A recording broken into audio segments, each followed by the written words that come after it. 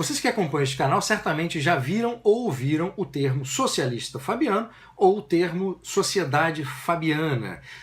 Esse termo ganhou uma projeção enorme nas redes sociais e tem sido muito usado de forma inadequada como insulto por muita gente. Foi uma expressão que ganhou, né, os debates nas redes sociais a partir de alguns usos muito específicos para a realidade brasileira por parte do professor filósofo Olavo de Carvalho. Mas pouca gente se interessou em procurar exatamente através dos próprios textos do Olavo ou em pesquisas em outros lugares, na internet ou em livros, o que exatamente significa o termo socialismo fabiano e o que é a sociedade fabiana. Então vamos começar do início. A Sociedade Fabiana foi um think tank criado em 1884 por membros de uma certa elite política, cultural, mais do que política, uma certa elite cultural, intelectual, e que também fazia parte de uma elite econômica da Inglaterra, especialmente em Londres, onde a sociedade foi criada, repito, em 1884. O objetivo desse grupo era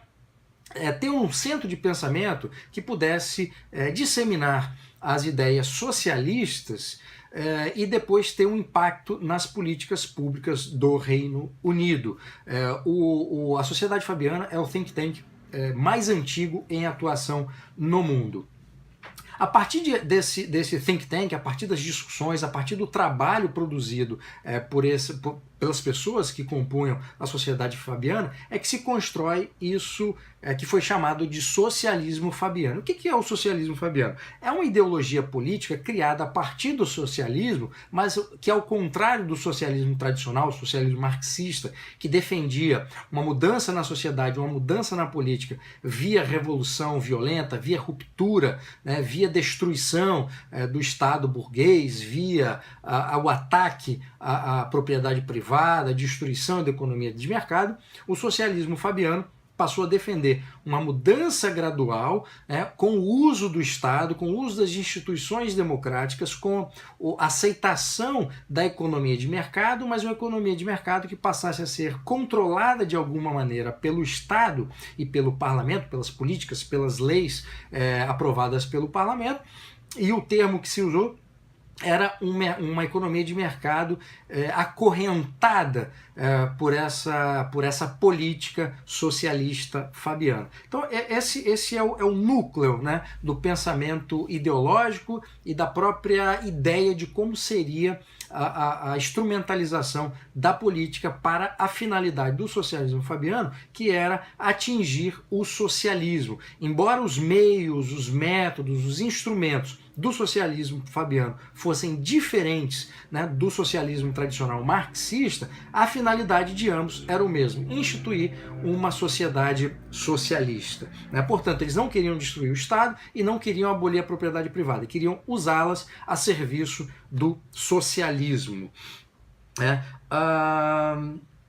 Nesse sentido, o socialismo fabiano é um socialismo muito mais difícil de ser combatido do que o socialismo marxista, porque ao criarem esse método de fazer as coisas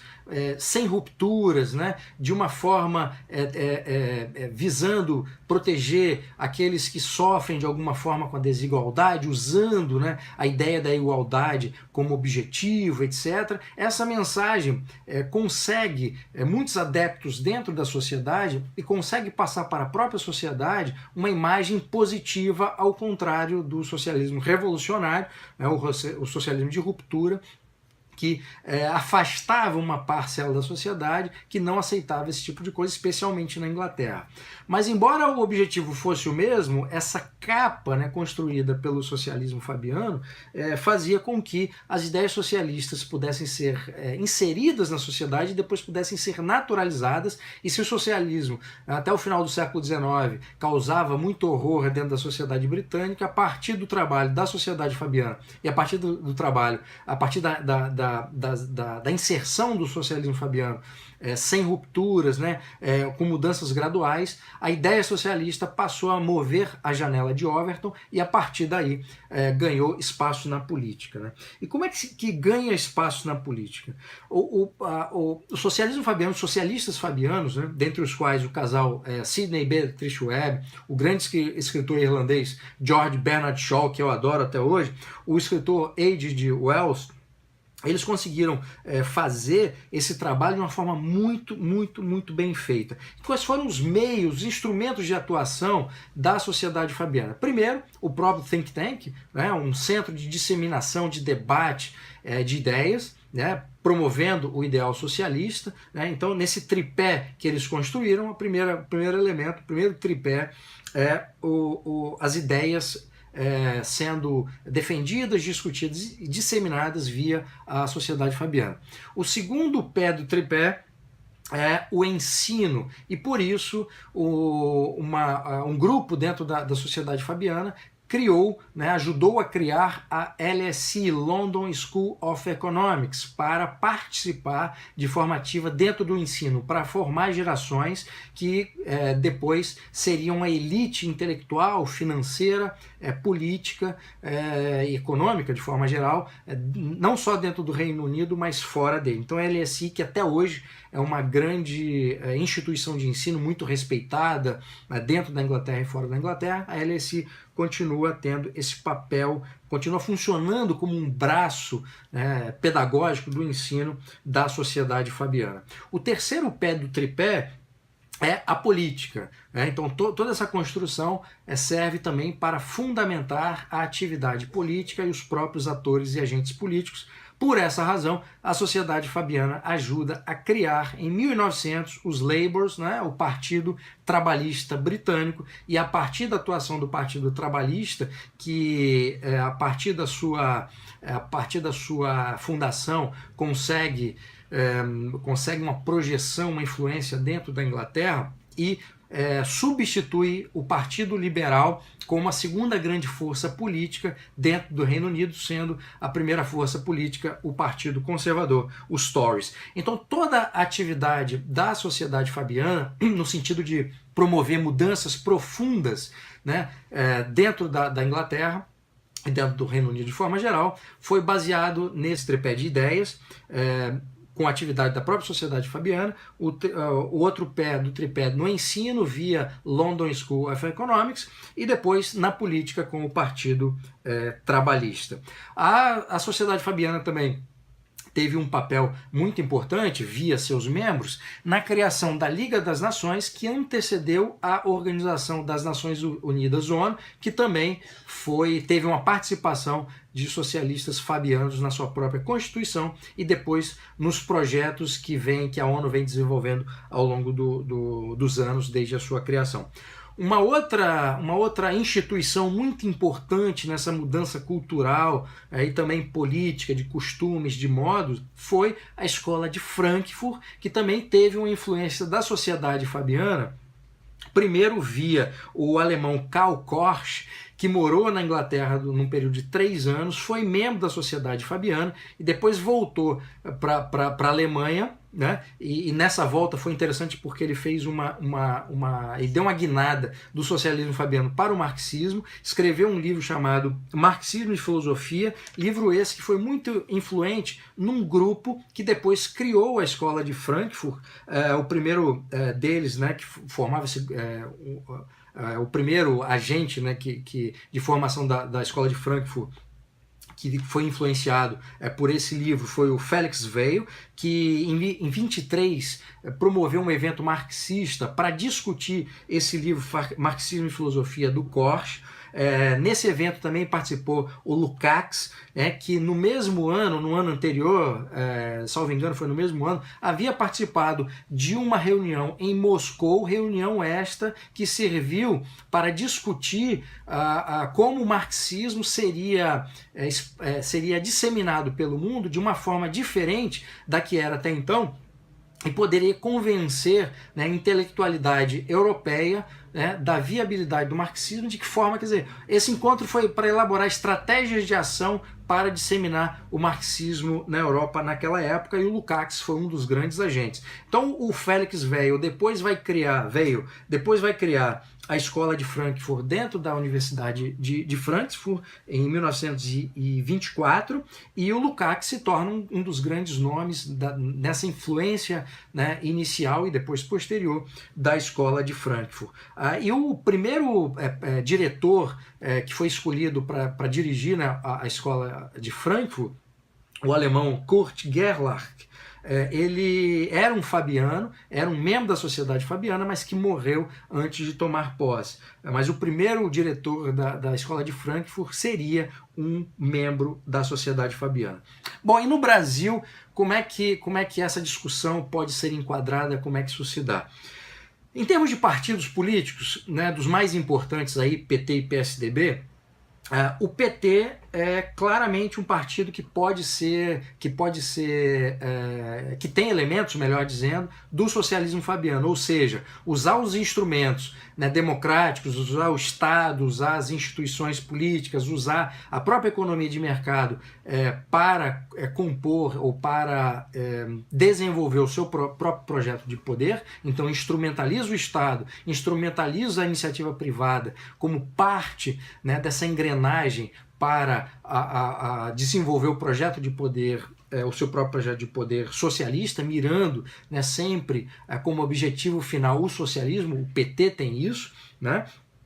A própria estratégia de gradualismo que o PT adotou num determinado ponto da sua história, especialmente na campanha eleitoral de 2002, que acabou elegendo o Lula, isso ficou muito claro, né, a adoção desse gradualismo que a Sociedade Fabiana defende até hoje, que o socialismo fabiano defende. Então o PT é um partido que, embora dentro do próprio partido haja diferentes, né, correntes ideológicas, marxistas, maoístas, etc., mas o PT acabou assumindo essa natureza de gradualismo, mas com um objetivo final, que era o socialismo. Um outro partido, antes de falar do PSDB, um outro partido que teve a sua importância na política brasileira até a morte do seu principal fundador, Leonel Brizola, o PDT. O PDT também tinha o gradualismo como um instrumento de sua própria atividade e militância política, atividade partidária, visando também transformações sociais, também com essa ideia de viabilizar o socialismo, né, mediante o uso do Estado, o uso das instituições políticas, não querendo abolir ou coletivizar os meios de produção, mas utilizando mecanismos de controle da iniciativa privada via o Estado. Então o PDT também teve isso. É bom lembrar, o Leonel Brizola foi o representante no Brasil da Internacional Socialista numa disputa que aconteceu em 1979 com o Fernando Henrique Cardoso. Eu conto isso no meu livro Pare de Acreditar no Governo, no capítulo dedicado ao FHC. Eu falo dessa história, dessa disputa que houve entre o Brizola e o FHC para decidir quem seria o representante da Internacional Socialista no Brasil. O Brizola acabou sendo o vencedor. E o Brizola, nos anos 80, cria o PDT, porque ele não conseguiu, uma vez tendo voltado do exílio, não conseguiu retomar o PTB, que foi o Partido Trabalhista criado pelo Vargas, né, por uma disputa lá com membros da família do próprio Vargas. Então o Leonel Brizola decide criar o PDT, também um partido trabalhista, com uma clara identificação com o socialismo fabiano e com o Partido Trabalhista. É bom lembrar que os fabianos da Sociedade Fabiana eram elitistas, né, visavam um determinado público, elite intelectual, econômica e política, mas o seu braço político, o Partido Trabalhista Britânico, tinha esse caráter de se comunicar com as massas, de representar os trabalhadores, assim como o PDT, assim como o PT. No caso do PSDB, né, que é um partido social-democrata, embora também tenha essa ideia do gradualismo, de defesa de justiça social, de igualdade, etc., todos os pontos de conexão com o socialismo fabiano e com a sociedade fabiana, né? E mais um elemento do PSDB, o PSDB também tem esse aspecto elitista muito claro, né? Se comunicar com os professores universitários, com uma elite econômica, com uma certa elite empresarial, né? Com elite intelectual e cultural também, né? Embora o PT também tenha conseguido fazer essa ponte muito clara com a elite, com uma certa elite intelectual e universitária e de artistas também, mas o PSDB tem isso de forma muito clara, mas também defende o gradualismo, também defende uma liberdade de mercado que está condicionada a um certo controle do Estado. Então, todos esses elementos que o socialismo fabiano defende, o PSDB também tem. Só que o PSDB é um partido que está muito vinculado, está muito ligado à sua própria natureza à social-democracia europeia, que não é fabiana, embora haja pontos de conexão. É a social-democracia que nasceu como uma filha do socialismo, e, portanto, tinha o socialismo marxista como horizonte final quando foi criada. A partir da Segunda Guerra Mundial, os partidos social-democratas da Europa mudam o seu objetivo e passam a defender não o socialismo marxista tradicional, mas esse tipo de socialismo que eles criaram, que era um socialismo onde não haveria a abolição da propriedade privada, não haveria a abolição do Estado burguês, mas haveria uma democracia socialista democrata, né, que não é a democracia que é definida pelos liberais ou conservadores, mas passaram a defender um certo tipo de socialismo, mas não o socialismo marxista, né, o socialismo tal qual defende os socialistas fabianos, tal qual defende o Partido Trabalhista Britânico, né? Mas, claro, todos esses socialismos eles são membros de uma mesma família socialista e, portanto, são revolucionários à sua própria medida, à sua própria dimensão. Portanto, assim, acusar algumas figuras políticas que estão em evidência hoje, como Dória, né, João Dória, prefeito de São Paulo, como sendo um socialista fabiano, é equivocado. Ele, pela própria postura e as declarações que ele já deu até agora, ele pode ser enquadrado como um social-democrata clássico europeu, né, social-democracia europeia. Fernando Henrique Cardoso, né, também um social-democrata, já foi marxista quando foi estudante da USP, quando foi professor da USP, foi um dos intelectuais que ajudaram nesse processo de disseminação, difusão e naturalização do marxismo, do socialismo marxista no debate público brasileiro e depois na política, mas ele depois faz a sua transição e passa a defender a social-democracia, portanto um socialismo incorporado ao ambiente democrático e com o objetivo final, esse tipo de socialismo e não mais aquele socialismo tradicional defendido por outras correntes ideológicas. Geraldo Alckmin, acho que está no mesmo grupo do Dória, né? Não são ideólogos, não são políticos que se vinculam de forma muito específica a uma ideologia, no sentido de que eles a entendam e a defendem enquanto tal. Acho que são políticos que veem ali na social-democracia um instrumento de corrigir algumas injustiças, de tentar superar a desigualdade social e tal, mas não vejo eles como um ideólogo, assim como eu vejo FHC e o José Serra, por exemplo, que são duas pessoas que tinham que têm ainda, né, esse aspecto ideológico de forma muito vincada, de forma muito clara no seu próprio posicionamento intelectual e na sua postura como um político pragmático. Portanto, quando forem usar essa expressão socialismo fabiano, tenham em conta aquilo que eu expliquei aqui, procurem há vários livros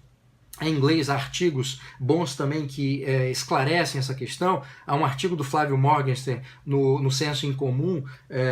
colocando também essas dimensões teóricas de uma forma muito clara e didática. Recomendo a leitura. Recomendo também um livro do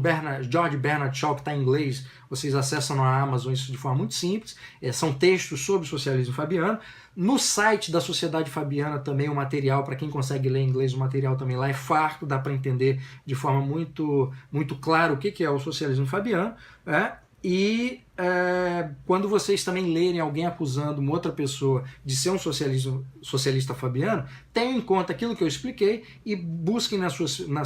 busquem por conta própria as próprias definições, que eu acho que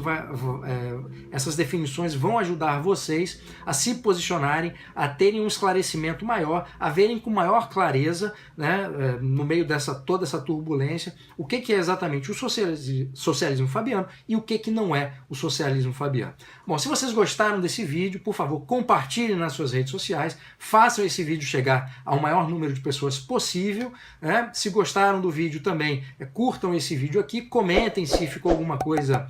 se alguma coisa não ficou clara, se vocês têm mais dúvidas a respeito do assunto, coloquem aqui na seção de comentários que eu prometo responder, e assinem no canal, ou assinem o canal se ainda não o fizeram, e até a próxima.